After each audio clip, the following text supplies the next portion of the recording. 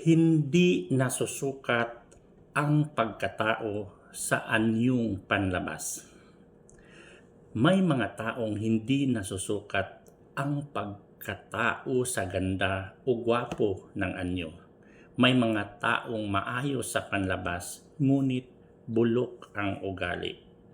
At may ilan naman sa unang tingin pa lamang, bakas na ang tunay na laman ng kalooban. Tandaan, ang ugali kahit piliting itago, usang lumitaw sa salita, kilos at pakitungo sa kapwa. Sa huli, hindi anyo ang husga sa tao, kundi ang asal at konsensya. Kaya don't forget to share, like, comments, and subscribe. Meron pa tayong isusunod na topic. Maraming salamat po.